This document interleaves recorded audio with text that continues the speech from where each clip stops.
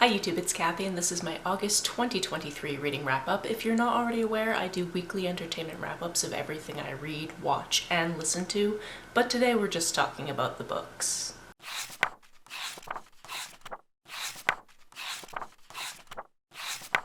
I'm going to start with my nerdy hardcore stats and charts and then get into what I read. Also, I put chapter markers in all of my videos, so if you need to revisit anything or if you want to skip over anything, even though I don't give spoilers, all of that is down below for you.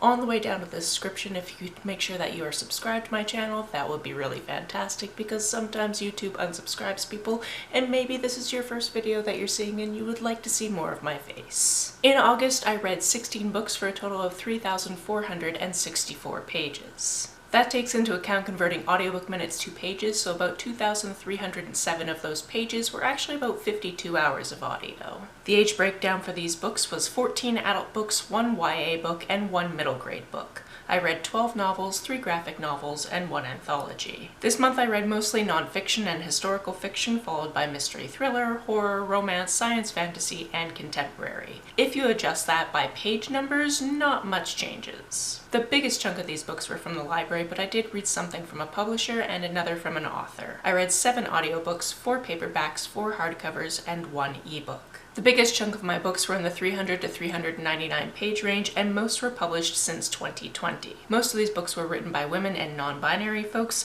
and half the protagonists were female, with a good chunk being non-binary, male, or an ensemble cast, with some of the nonfiction not having particular protagonists, hence the NA in this graphic. In terms of setting, most of these were set in the US, the UK, and Canada, but I also sneaked in one from Italy and another from another world. In terms of diversity of subject matter, many were intersectional, had to do with queerness or race, and about a quarter had no diversity to speak of. In terms of star ratings, this month I had 2 3-star reads, 3 3.5-star reads, 5 4-star reads, 2 4.5-star reads, and 4 5-star reads. Let's start with our lowest rated read and work our way up to the highest, shall we? My first 3-star read this month was I'm a Fan by Sheena Patel. This is a book that I wasn't really a fan of. It had some interesting things going on, such as we didn't know the protagonist's name. There were also other characters whose names we didn't know that were important to the story.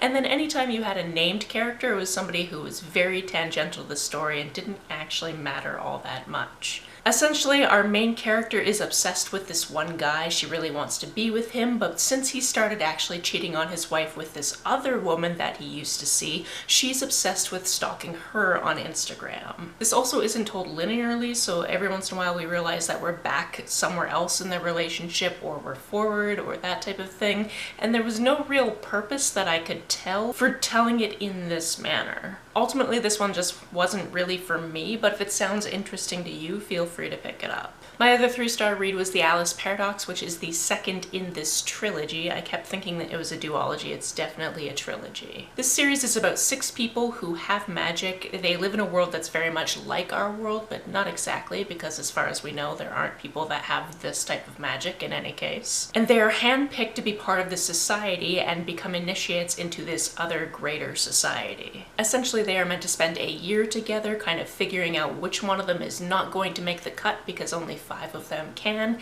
and shenanigans ensue. What I really enjoy about these audiobooks is each of the different narrators gets a different voice actor, which is something I always adore. There's also a lot going on in these books, so there is a lot of intrigue and a lot of going back and forth and realizing where you are in the timeline, especially in this book in the series, for reasons I'm not going to mess up for you, because if you don't know anything about the first book, I'm not going to tell you about the second book. But ultimately, I just thought this one was okay. I didn't hate it, I just didn't really love it. I think I gave the first book 4 stars. This one was kind of for me, but I'm sure that I will have that upswing into the last book, because usually in a trilogy you'll find that the second book has kind of a dip into it because it has to set up a lot for the third book for it to be as good as it's going to be. On to my 3.5-star reads, and all of these are sort of nonfiction, and you'll see what I mean about the sort of when I get to the third on this list. First, we have American Detox. This is a book I picked up for the 75 Hard Challenge. I am currently 62 days into this 75-day challenge, which means I have 2 weeks left, which means I am very excited for it to be over. Fittingly, this is a book about the wellness industry and how it really makes us focus on ourselves and the things that we need to fix about ourselves,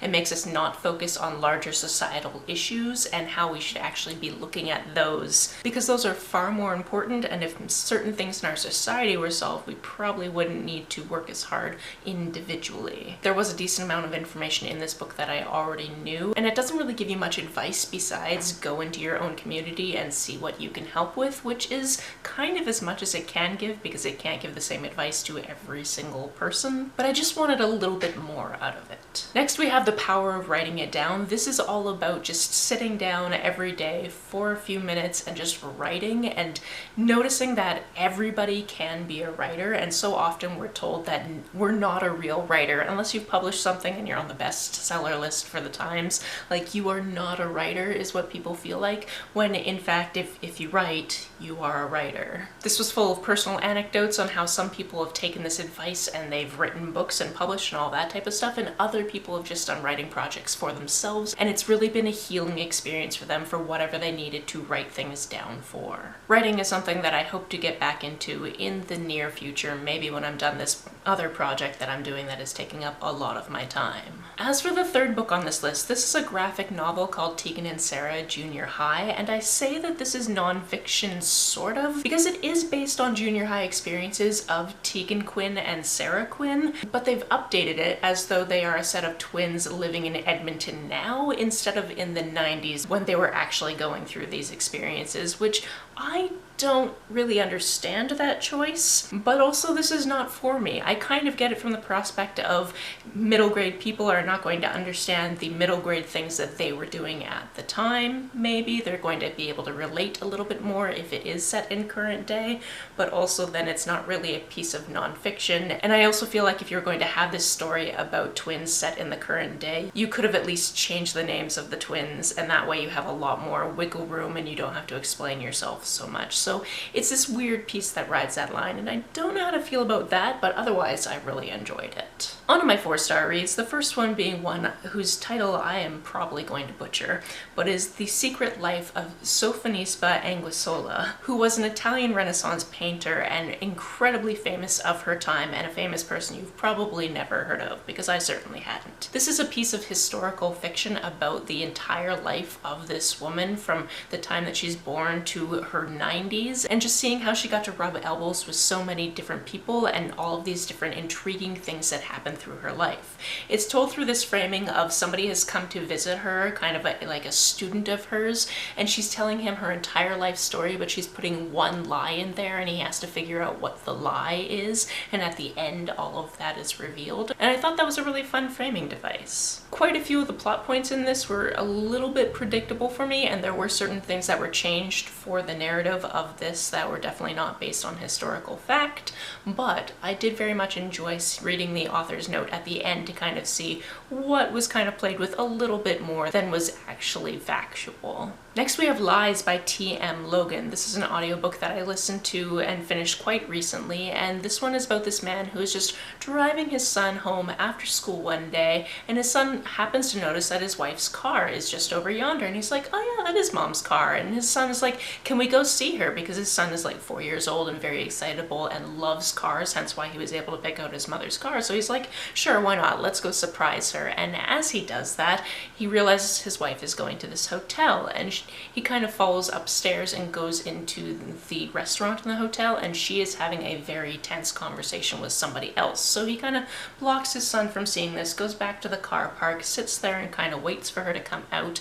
But when she comes out, she gets into her car too quickly for him to say hi or anything like that, and he ends up talking to the man and being like, hey, what were you guys meeting about? And the man gets very much in his face and starts a fight, which he doesn't want to be a part of because he's much bigger than this guy, and he's not the kind of guy to throw a punch at somebody who is definitely way smaller and will definitely get very hurt if he swings a punch. But the guy ends up falling over, and as he's laying on the ground, it's realized that his son is actually having an asthma attack. So he has to leave the scene because his son could die, and by the time he comes back to see if this guy is okay, he has disappeared. However, this guy works in tech and he has been known to have a very vindictive streak. So when things start going very, very wrong for our protagonist, he's pretty sure he knows who's doing it, but the cops don't believe him. That's all the setup I'll give you for this one. It had some great twists and turns in it. There was a twist near the end that is not my favorite thing in the world, which is definitely why this one I put it in the no diversity category when I could have put it in a certain type of diversity category. I feel like it was a twist that was put in there for shock value as opposed to a twist that it was put in there for reasons that actually served the plot. But other than that, I very much enjoyed this. Kathy from editing here. I actually missed a book, so I'm going to keep this quick. That book is Life as a Unicorn. This is the memoir of a non-binary drag queen who lives in the UK and is from Iraq, although was born in the UK, grew up in Iraq, then grew up in the UK. This one is very frank. Because they were hurt a lot as a child, they did a lot of things that were not the best things in the world, and this is all about the exploration of just trying to figure out who they are and trying to figure out how their culture fits into their actual life when there's been so much religious shame, as well as sexual things that have happened and gender expression things that have happened.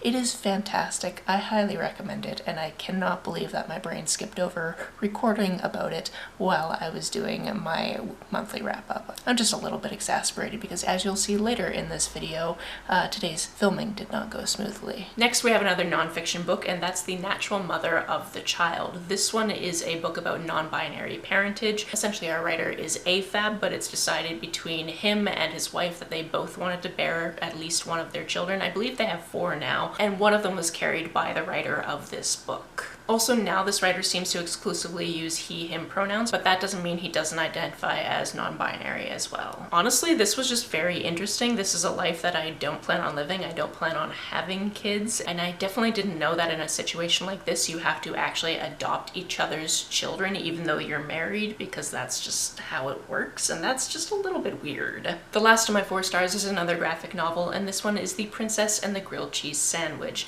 This one was just adorable. It's about this woman whose father reveals that he is going to die soon, and because they live in a society where the inheritance laws are really garbage, she won't get anything because she doesn't want to get married to a man because she doesn't like men, she likes women. He's totally fine with that, but he's like, hey, do you want to pretend to be my son so you can inherit instead of being my daughter? And she's like, hell yeah.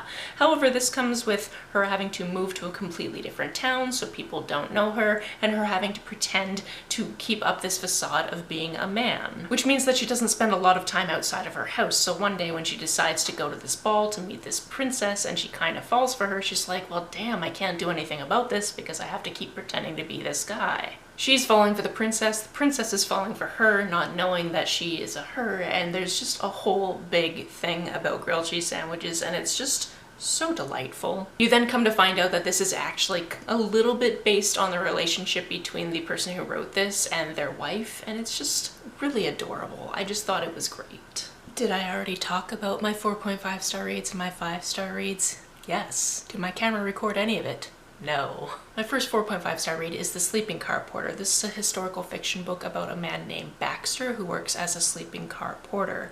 Back in this time frame, around the 1920s, 1930s, in Canada, there weren't many jobs that a black man could get, and this was one of them, and it's really not a great one. When you're on duty, you're on duty. You get very, very little sleep, and you only get some sleep if one of the other porters is covering your car. This is especially terrible because most of these routes are going all the way across the country, and that takes a while because we're big. You're not paid very much by the railroad. You're mostly making money in tips, which you do not get a lot of. You have to pay for all of your food, and you also have to pay for things like shoe shine, because you're expected to shine the shoes of the people on the train, but you are not provided with the stuff to do that.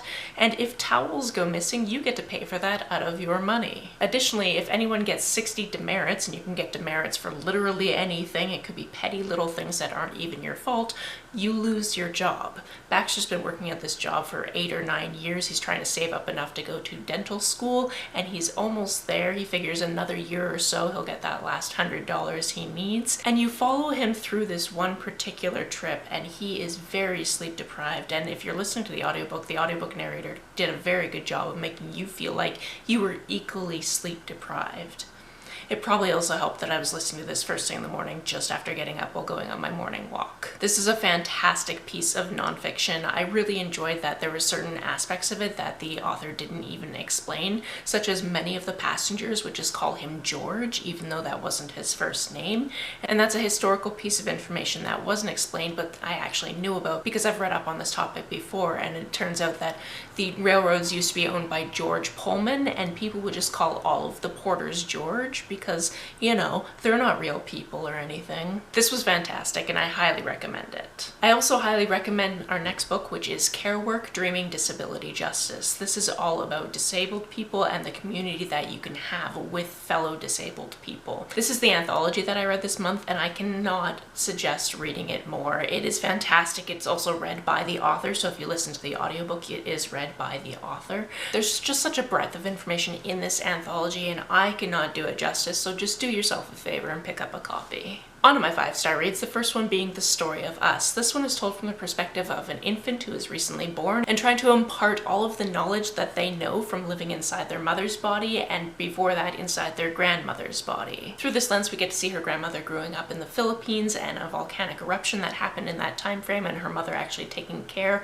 of her ailing grandmother. Then we get to see her mother growing up, falling in love, getting married, having to work incredibly hard, and then actually having to move from the Philippines to first Hong Kong and then eventually Canada to work as a carer and send money back home to the Philippines. This book was incredible. Arguably, our protagonist is the mother of the point of view character, and she goes through so much financial abuse and other abuse that just makes you want to scream at people, and this was just fantastic. It's also read by the author, and I always love that detail in audiobooks. This month I also read The Night Swim. This one is in 2 different time frames. We're talking about one case that happened about 25 years ago where this girl drowned, or at least that's the official narrative of what happened that night, but her sister thinks something different happened.